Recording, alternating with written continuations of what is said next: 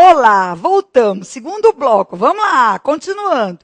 No outro bloco, a gente fechou falando das palavrinhas do bem da administração burocrática e gerencial, ok?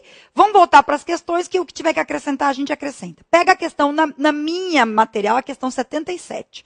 Pega aí. A administração pública gerencial aprimorou mecanismos de controle. Minha gente, isso aqui, isso aqui está errado. Ela, na hora de quebrar o PDF, ela pegou isso de outra questão. É mecanismos de controle, para você não confundir. Eu vou ler ela aqui, tá? 77. Mecanismos de controle, é para a gente não parar a aula, vamos lá. Mecanismos de controle do modelo burocrático, alterando seu foco para os resultados e incrementando o nível de accountability na gestão governamental. Ó para mim. Tá errado aqui, você viu, né? Então não importa, vem comigo. Vou ler aqui e você presta... Não, olha, deixa comigo, ó. A administração pública gerencial aprimorou mecanismos de controle do modelo burocrático. Ok? Ok. Tanto a burocrática quanto a gerencial trabalham com controle. Ele está dizendo que aprimorou. Sempre bote isso na tua cabeça. A administração gerencial melhorou em tudo. Tá? Então, se ele está dizendo que aprimorou, a princípio. Alterando seu foco para os resultados. Perfeito. Saiu do foco no processo para o foco no resultado. Perfeito.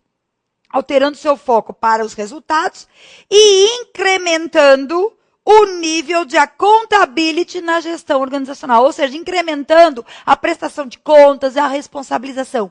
A accountability tem que ser incrementada na administração gerencial. Perfeito, gente. Perfeito. Corretíssima a questão 77. Tá bom? Bota aí correta na questão 77. Ela vai corrigir no material que vai ficar disponível para você, já vai estar a questão arrumadinha, tá? Mas aqui na hora do colocopia de jogar para os slides, ela trocou. Deve ter esse pedacinho dessa questão, deve ser de outra, mas deixa para lá. Importante é a gente a explicação. Entendido? 78.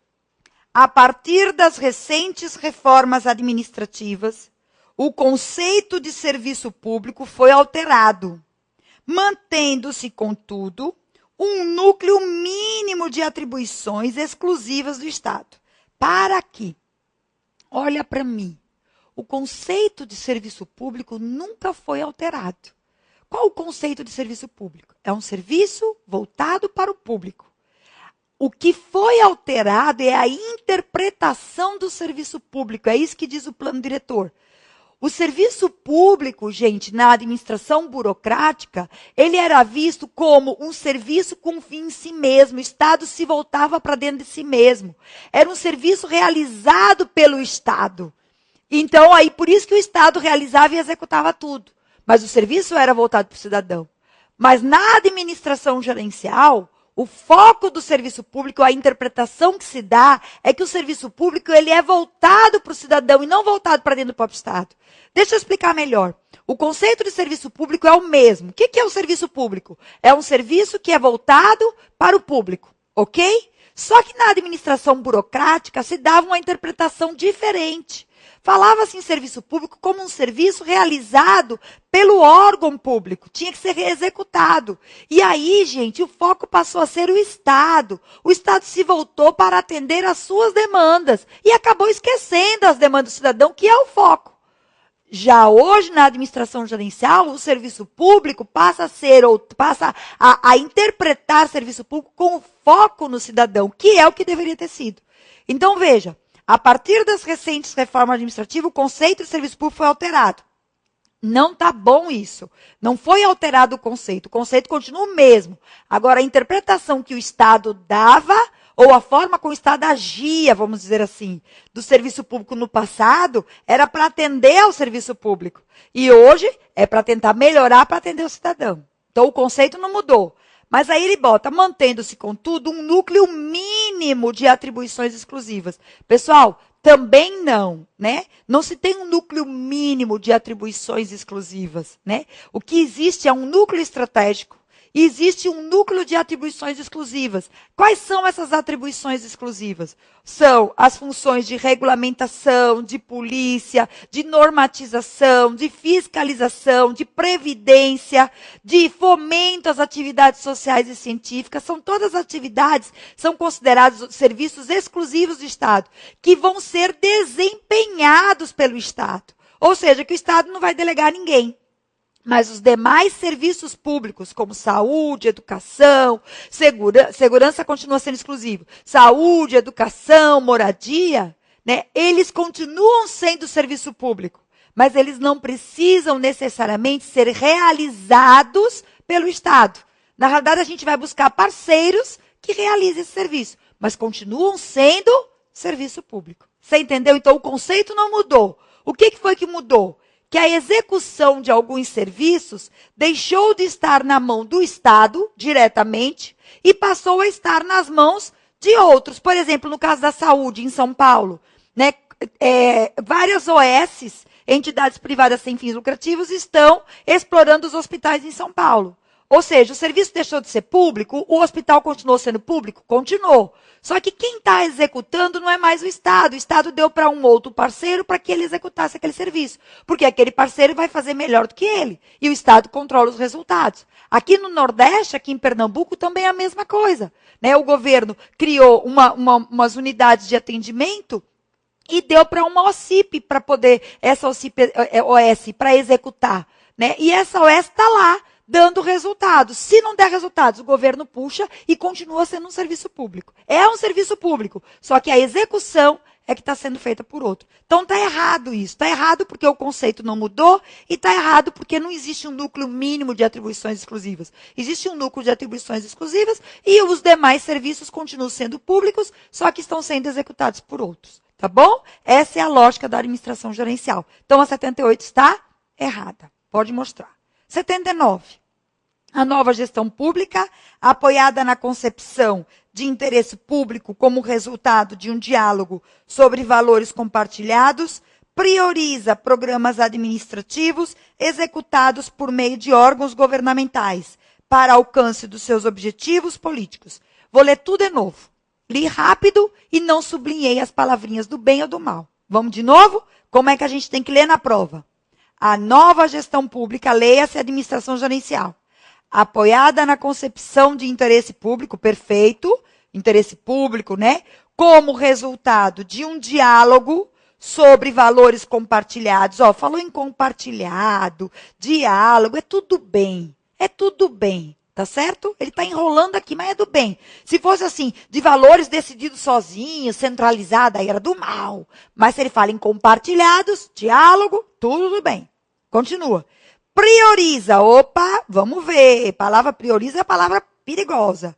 Programas administrativos executados por meios de órgãos governamentais. Olha aqui.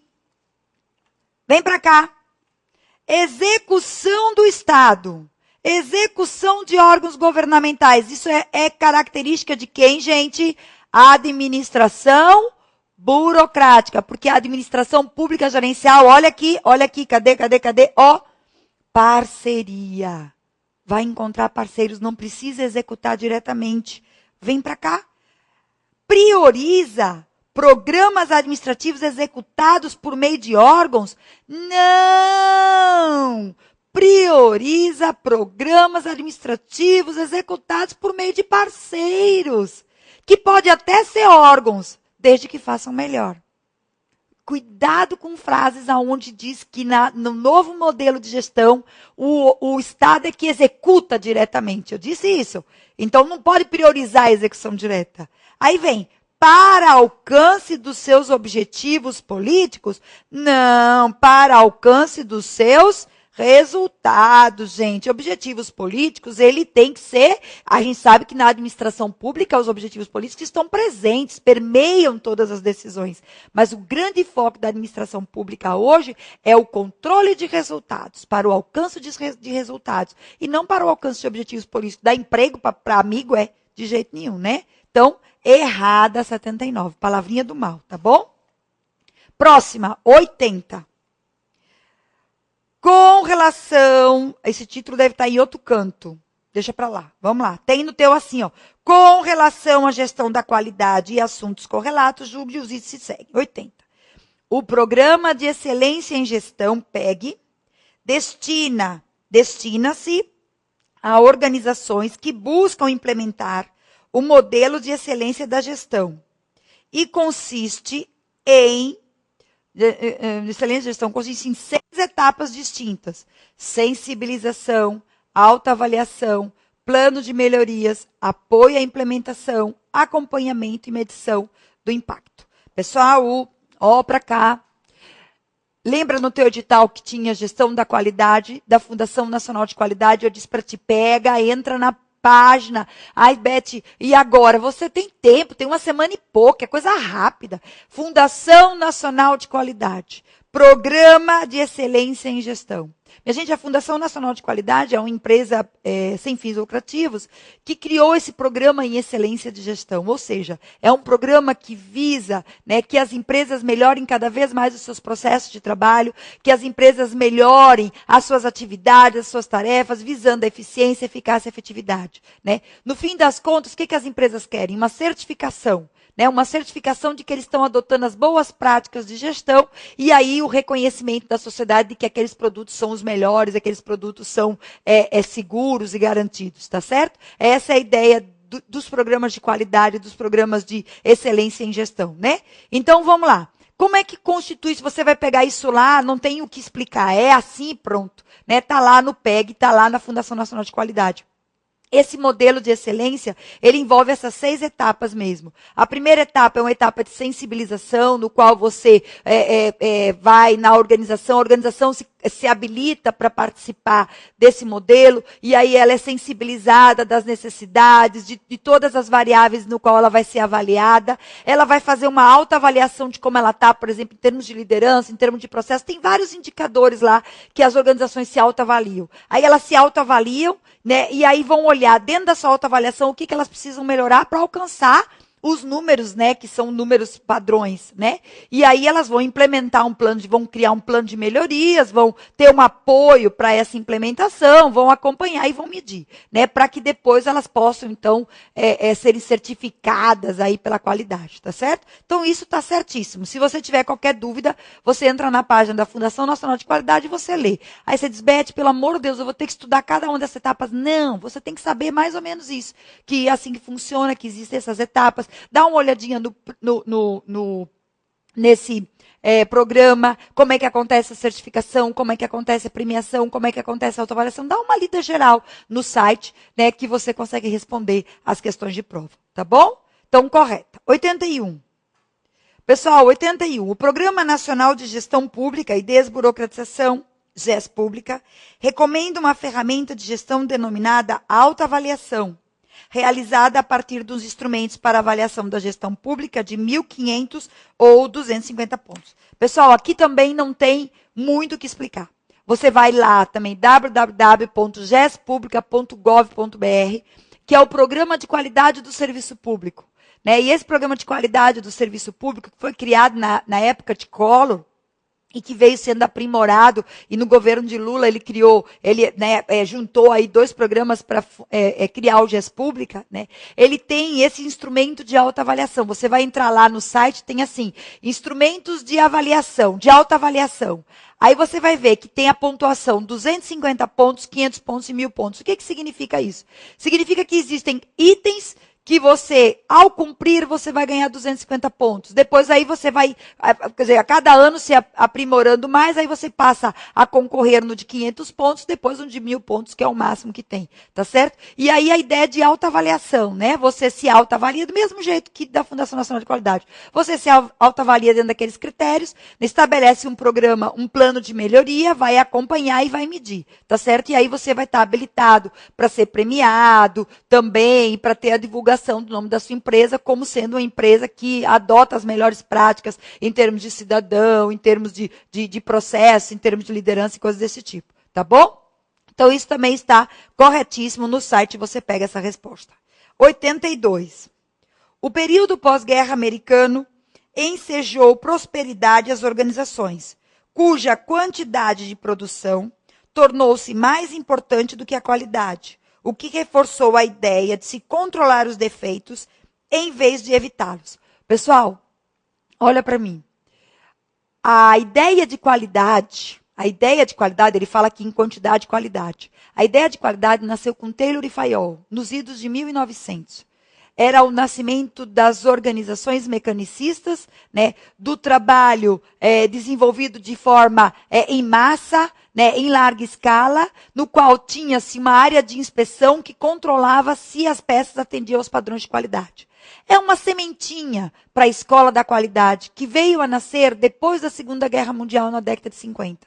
Foram os japoneses, né, que a partir das teorias desenvolvidas, das teorias americanas, né, porque todo esse desenvolvimento das teorias de qualidade aconteceu nos Estados Unidos. Mas foi no Japão que essas teorias foram levadas, o ciclo PDCA, né, os princípios de Deming, né, e os gurus da qualidade, foi no Japão que essas ideias ganharam força. Porque os japoneses eles tinham que se superar, né, diante da catástrofe que aconteceu com da Segunda Guerra Mundial. Eles tinham que tentar melhorar o mercado e suplantar e sair da crise no qual eles estavam mergulhados. E o caminho foi esse, melhorando os seus produtos através de práticas ou de boas práticas de gestão. Tá certo? Então, a partir da década de 50, nasce a escola da qualidade propriamente dita, e o foco deixa de ser a quantidade, que é o que a gente tinha antes na era Ford, na era taylorista, que a ideia era produzir em larga escala, em grande quantidade, e o foco passa a ser a qualidade. O foco deixa de ser, vamos dizer assim, a eficiência para ser a efetividade, ou seja, para atender às necessidades do cliente. E deixa de ser a eficiência, porque, na realidade, a eficiência é uma consequência da efetividade. Primeiro você tem que saber o que o cliente quer, para depois você promover boas práticas, tá certo? Então, voltando para a questão, aí vamos ver o que está do mal. O período pós-guerra americano ensejou prosperidade às organizações. Perfeito até aqui. Cuja quantidade de produção tornou-se mais importante que a qualidade. Errado! A qualidade tornou-se mais importante que a quantidade. Os clientes passaram a ser mais exigentes e passaram a exigir produtos, né, que atendessem às suas demandas, aos requisitos e que durassem, já que nós tínhamos uma concorrência maior, né? O que reforçou a ideia de se controlar defeitos em vez de evitá-los. Outro erro, gente. Qualidade não é controle de defeitos. Qualidade é defeito zero. A ideia da qualidade é promover zero defeito. Foram desenvolvidos vários sistemas, né, como o 6 Sigmas, o 3 Sigmas, o 6 Sigmas, cujo objetivo é reduzir os defeitos à casa do zero. Então, não é controlar os defeitos. É, sobretudo, evitar para que eles não aconteçam. Que as peças saiam, vamos dizer assim, 100% ou 99,9999% corretas e certas, tá bom? Então, errado isso também, tá? Princípio da qualidade, zero defeito. 83. De acordo com as ideias propostas por Deming, a gestão da qualidade, ainda que seja apoiada pela alta administração, é de responsabilidade exclusiva do departamento especificamente designado para tal controle. Mas, gente, exatamente o contrário. A qualidade, ela evoluiu, né? Da era da inspeção para o controle estatístico e para o que a gente chama de qualidade total. Hoje a gente está na questão estratégica da qualidade. Mas o que é a qualidade total? Que a qualidade é total, é uma tarefa de todos, da alta cúpula. O operário tem que cuidar da qualidade. Por quê? Porque antes disso, quem é que se falava em qualidade? Só no chão de fábrica. E aí, o que Deming traz de novidade para a gente? Que a qualidade, gente, tem que estar em todas as tarefas, em todas as atribuições, em tudo que as pessoas fazem. Não adianta nada, aquela história que eu costumo brincar nas aulas, não adianta nada você ter sua casa toda arrumadinha, né, colocar uma série de regras para tua empregada, tem que lavar o banheiro não sei quantas vezes, tem que trocar toalha, tem que limpar, passar pano no chão, e o quarto dela, ela não limpa. Ela passa um mês para limpar, as baratinhas do quarto vêm para a sala. Ou seja, a qualidade é tarefa de todos, tem que estar em todos os lugares, da alta cúpula ao baixo clero, tá certo? Então, você pode até ter um departamento para estabelecer normas, para estabelecer padrões e regras, mas a qualidade jamais vai ser responsabilidade exclusiva de um departamento designado para tal. Tá bom? Que é o que está dizendo aqui. Jamais. A qualidade, a gestão da qualidade é uma tarefa de todos, é total. Tá bom? Então, 83 está errado. 84. Acerca da gestão de projetos e de processos, julgue os seguintes itens. Gente, só antes de começar, não esqueçam de entrar. Vocês estão vendo aqui várias questões de qualidade, tanto do GES Pública quanto da Fundação Nacional. Provavelmente virá nessa nova prova, né? Então, tem que ler. Né? Se está pensando em não ler, vai, né? Não pode perder uma questão fácil dessa. Bastava tu ler uma vez que tu ia saber dizer certo ou errado isso na prova. Então, não, né? Tem tempo. 2 horinhas você perde no teu dia, né? Você dá uma olhadinha hoje, né? Depois que você estiver vendo essa revisão, né? Que aí você vai tranquilo para a prova, tá bom? Se cair questões, você desenrola. Então, vamos lá. Sobre projetos e processos. 84. Para que uma organização obtenha certificado de qualidade. Eita, continua na qualidade. ISO 9001-2000, é necessário que ela preencha integralmente os requisitos definidos na norma.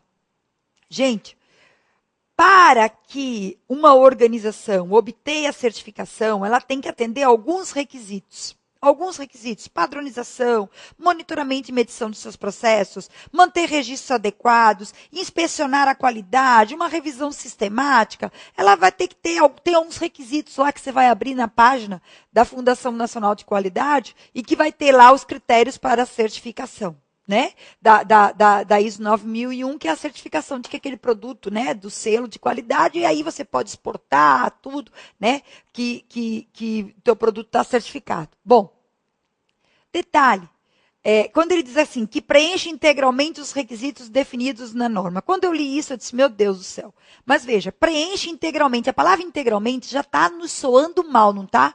Exatamente isso. A norma, ela diz o seguinte, que as organizações elas podem alterar os requisitos definidos na norma, desde que estes requisitos não afetem a capacidade de atender às necessidades do cliente. Por exemplo, você pode ter lá um requisito para a elaboração de um determinado produto. Se aquele requisito não afetar a capacidade de atender às necessidades, quer dizer, você trocou a tinta dessa caneta de tanto para tanto, que o requisito era tanto, né? Se aquele requisito, né, altera, vamos dizer assim, a capacidade de atender a necessidade do cliente, não pode ser alterado.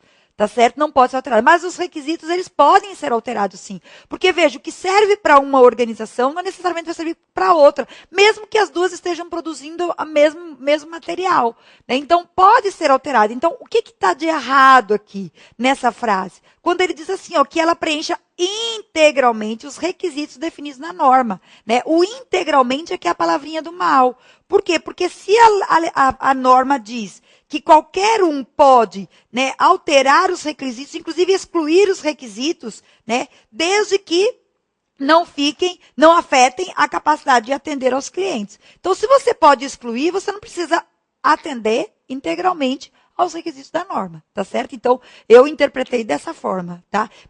E até porque a palavra integralmente, minha gente, a certificação ISO, ela atende às necessidades do cliente de cada organização. Então, não pode ser uma coisa totalmente padrão para todo mundo, não é verdade? Então, o erro dessa frase é o integralmente, tá? 85. A representação gráfica que apresenta de forma analítica a sequência de um trabalho com caracterização das operações e do responsável recebe o nome de fluxograma. E uma de suas principais vantagens consiste em um modelo fiel de funcionamento do sistema organizacional, o que permite identificar possíveis gargalos de produção. Essa aqui eu tenho certeza que você não teve dúvida, né? O que é um fluxograma? É, na realidade, uma representação gráfica do fluxo das atividades, das tarefas da organização. É como ele diz assim, um modelo fiel do funcionamento do sistema organizacional.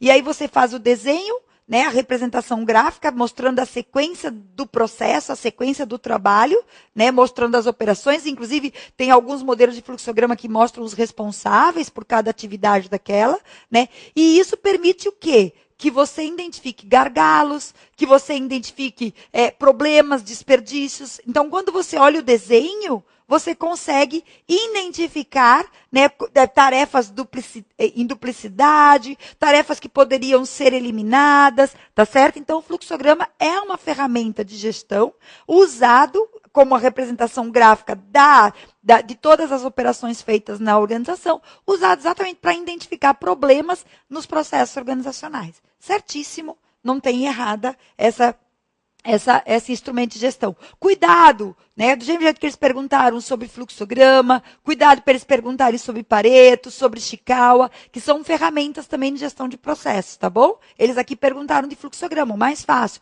mas eles podem falar de Pareto, de Ishikawa, que são também ferramentas da gestão de processos e, consequentemente, ferramentas da gestão da qualidade, porque a gestão da qualidade, a base dela é a gestão por processos, ok?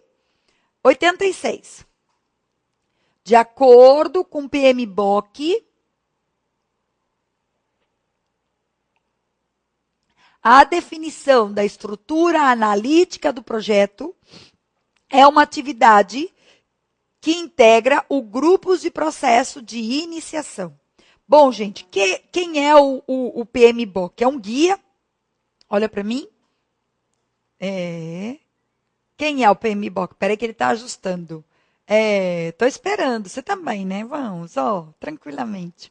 Quem é o PMBOK? É um guia desenvolvido pela Fundação Nacional da Qualidade, pelo PMI, né? O Instituto de Gerenciamento de Projetos, Project Management Instituto, né? E desenvolveu esse guia de gerenciamento de projetos que traz, na realidade, as boas práticas no gerenciamento de projetos. Como um projeto é algo incerto, único, singular, que ninguém nunca fez, né, as chances de que esse projeto vá fracassar são muito grandes. Né? Então, qual é a ideia, né, da fundação? O que ela fez? Né? É exatamente trazer esse guia, né, que vai mostrar como que você vai gerenciar os projetos, controlando, monitorando, planejando, executando, para minimizar essas chances de fracasso.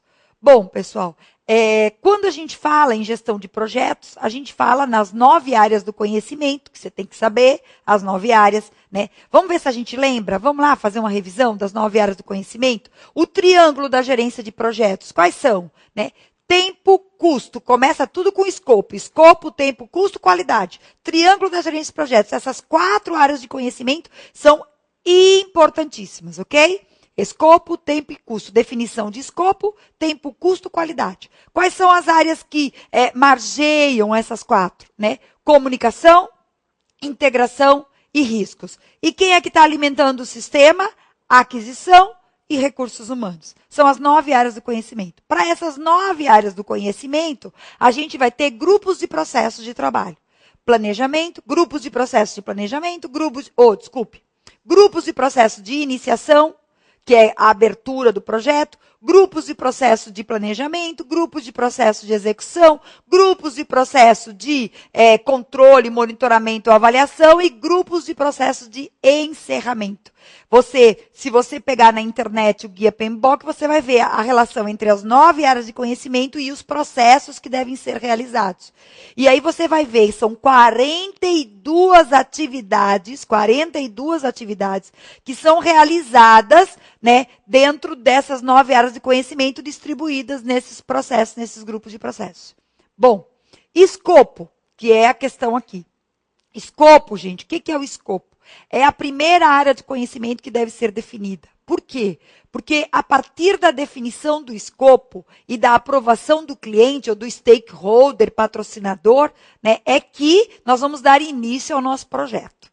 E o escopo, gente, ele começa com a definição dos requisitos do projeto, né? Depois que eu defino os requisitos, eu vou desenhar a estrutura analítica de projeto, que é uma atividade não de iniciação, mas é uma atividade de planejamento. A estrutura analítica do projeto é uma atividade de planejamento. A iniciação, gente, na iniciação pode existir um pré-projeto, que não é, na realidade, na área de conhecimento do escopo. Tá? Então, o que está errado aqui? Que a EAP, né, que é...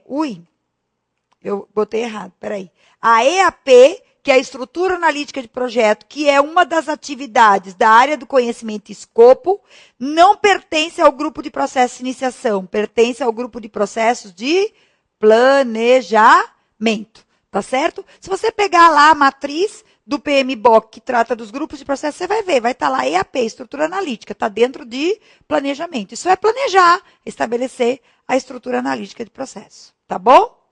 Pessoal, no próximo bloco, a gente continua ainda com as questões que agora é de gestão de pessoas, tá bom? Daqui a pouco a gente volta. Ave Maria, daqui a pouco.